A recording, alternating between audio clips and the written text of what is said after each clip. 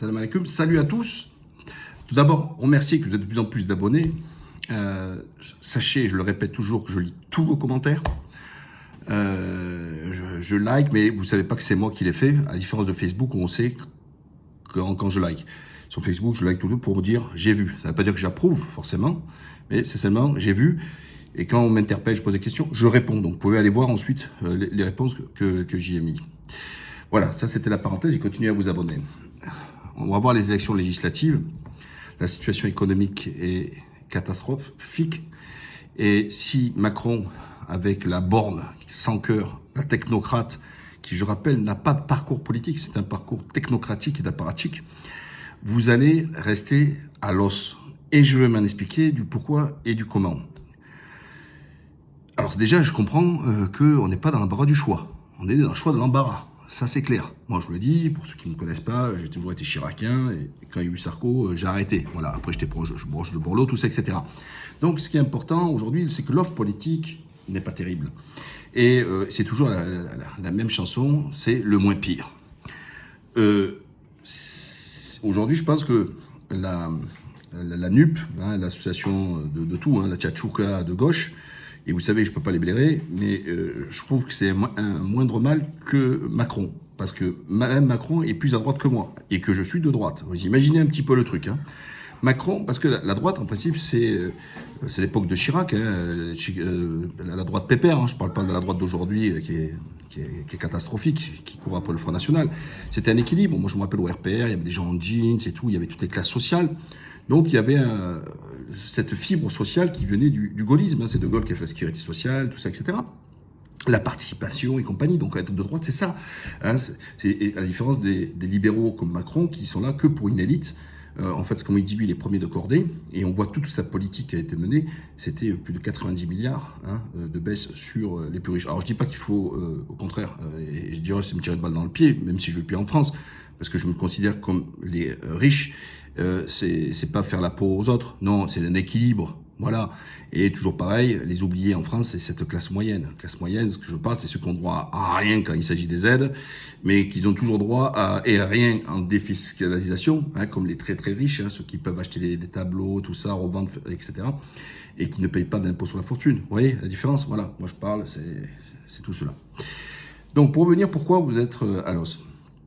Vous savez que Macron a fait toujours son fer de lance, c'est l'Europe, l'Europe, l'Europe, l'Europe, l'Europe. Oui, parce que toute la politique que nous menons, même économique, c'est l'Europe qui nous l'impose. Donc je ne vois pas en quoi, même les législatives à la rigueur, elles ont une importance, ni la présidentielle, quand c'est le président élu par personne de la Commission européenne qui donne les lignes directrices sur le plan aussi économique. Vous savez que chaque année, les États doivent présenter à Bruxelles leur budget, et c'est Bruxelles qui décide, il dit non, ça accepte ou ça accepte pas. Et avant de pouvoir faire ça, elle donne un cadre. Donc là, comme l'histoire de l'Ukraine, ils ont dit bon, jusqu'en 2023, parce que le budget se vote toujours avant, il se vote en octobre, pour l'année suivante, d'accord et d'ailleurs, je vais en revenir après là-dessus, pourquoi les conséquences qu'il va y avoir. Vous allez me comprendre. Donc, 2024, on retourne sur la rigueur budgétaire. Qui a demandé de fermer les lits d'hôpitaux? C'est l'Europe. Qui a dit de faire la réforme des retraites? C'est l'Europe, etc. Donc en fait, on parle démocratie, le pouvoir du peuple, mais le peuple a zéro pouvoir dans la mesure où les décisions qui sont prises en France, elles dépendent de ce que les décisions qui sont données par un qui n'a pas été élu par le peuple, c'est-à-dire le président de la Commission européenne. Voilà.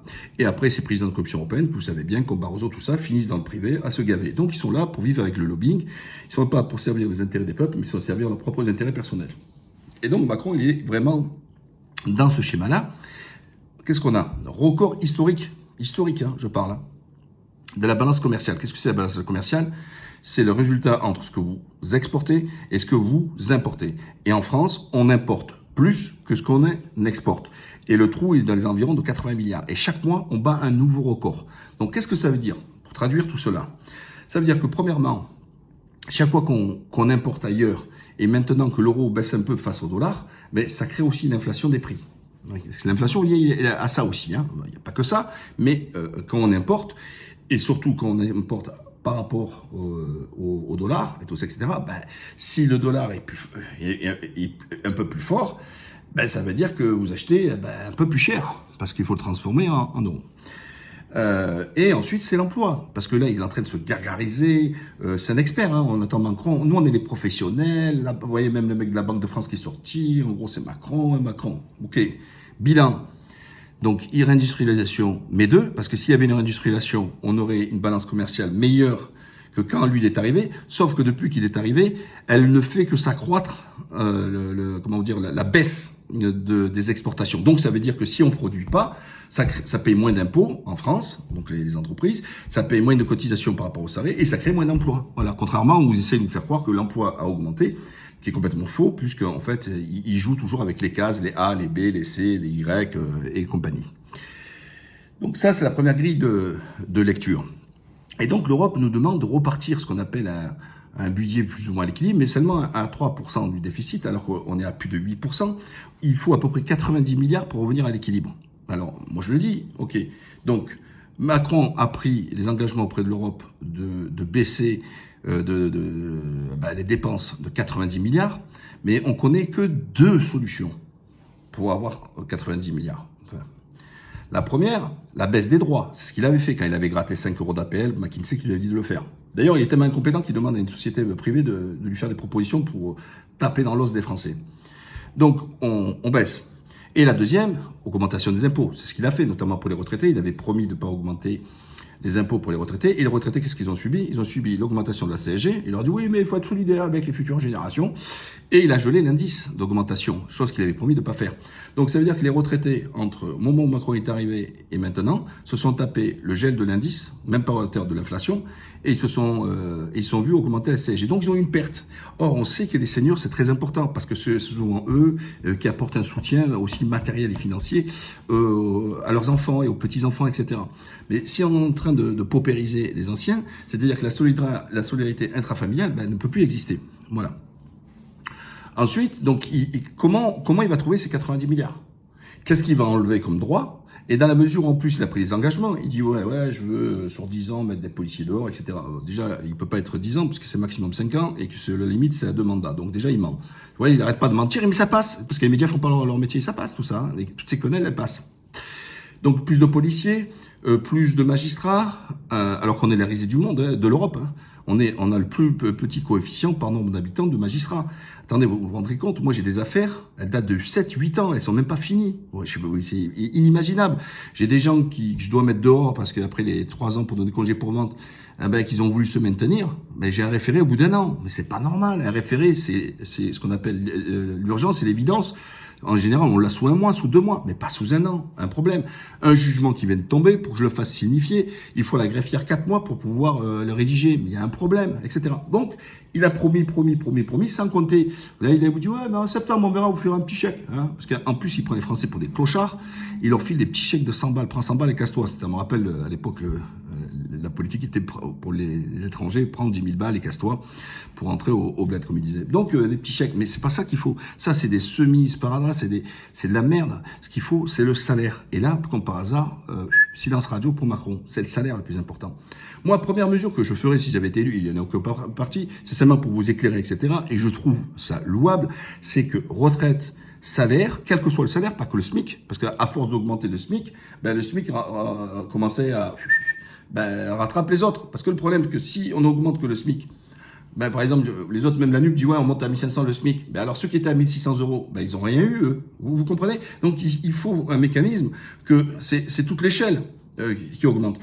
Et donc, je pense qu'au minimum, c'est l'inflation, que tous les salaires soient indexés sur l'inflation. Voilà. Donc il y aurait même pas une discussion par branche, par truc, par tronc, ce que vous voulez. On n'a pas besoin.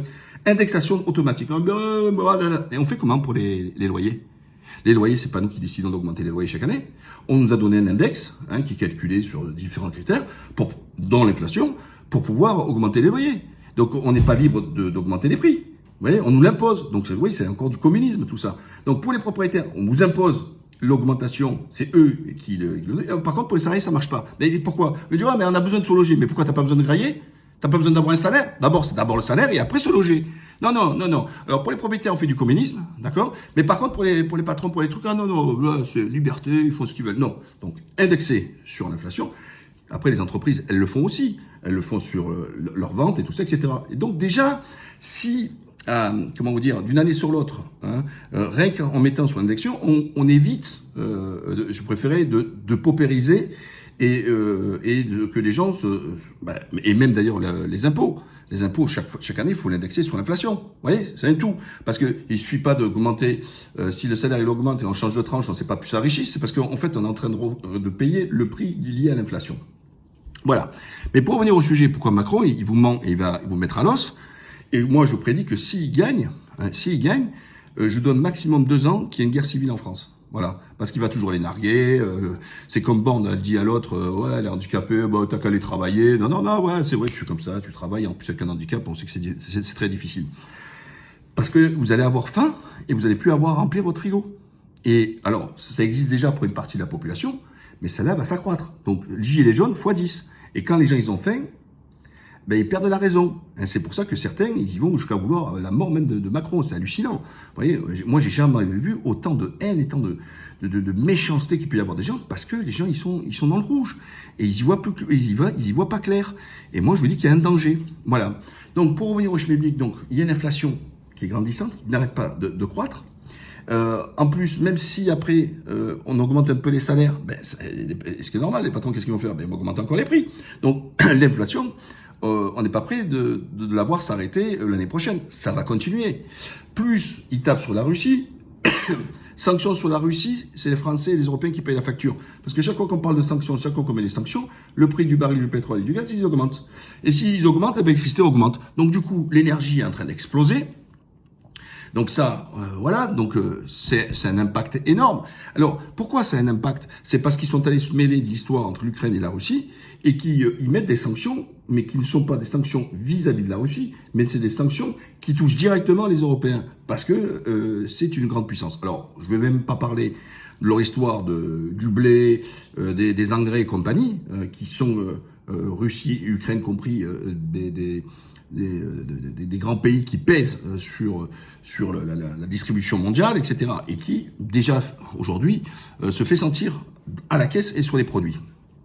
Donc, voilà un petit peu l'aspect qu'il va y avoir, et c'est pour ça que je vous dis que si Macron obtient sa majorité, vous allez goûter l'odeur du sang. Voilà. Parce que, je vous le dis encore une fois, c'est factuel. Vous voyez, c'est même pas idéologique, c'est factuel. C'est parce qu'il faut qu'il aille chercher 80-90 milliards pour remettre ses équilibres. Et d'autre côté, il faut qu'il fasse de la dépense pour gommer les problèmes. Il manque des enseignants, il manque des soignants, il manque des magistrats, il manque des policiers, et l'insécurité, elle est grandissante, et vous avez vu de plus en plus, etc. Donc, on a une puissance publique qui ne répond plus à la demande. Vous vous rendez compte que même dans les grandes métropoles aujourd'hui, il est difficile d'avoir un rendez-vous avec un médecin. C'est hallucinant. C'est complètement hallucinant ce qui est en train de se passer. Donc, voilà, moi, dimanche, ne restez pas à la maison, allez voter, mais tout sauf Macron, hein, naturellement. Et moi, je vous dis que si beaucoup de Français qui sont anti-Macron vont aller voter, Macron, c'est sûr, il n'aura pas sa majorité. Hein, je ne vois pas comment il peut obtenir sa majorité quand il fait seulement 27% au premier tour des élections présidentielles. Donc c'est important ce que je suis en train de vous dire. Les autres, comment vous dire, donc si la NUP est le truc, alors moi, de ce que je sens là, hein, l'histoire me donnerait raison ou tort, c'est que Macron, je le vois difficilement avoir sa majorité. Je crois que la majorité doit tourner à 287, 289. Je pense que au pire, s'il a, il va lui en manquer quelque chose. Hein, il va peut-être faire 275 et tout. Donc ça veut dire qu'il va être obligé de se faire des alliances. Sauf que, quelle alliance? Tous les mecs de droite qui ont vendu leur mère sont déjà partis chez Macron et Sarkozy, ça n'était chargé, sont déjà partis. Donc, ceux qui sont restés à droite, qui ne sont pas été tapés à la porte de Macron, ou sont fait acheter, bah, c'est les plus durs, et ils lâcheront pas le morceau. Ouais, parce qu'il n'y aura pas assez de casse-croûte à acheter, tiens, je te donne présidence d'une commission, tout ça, etc. Il va lui en manquer, et ça va être difficile. Et là, on va se trouver dans un bourbier pas possible.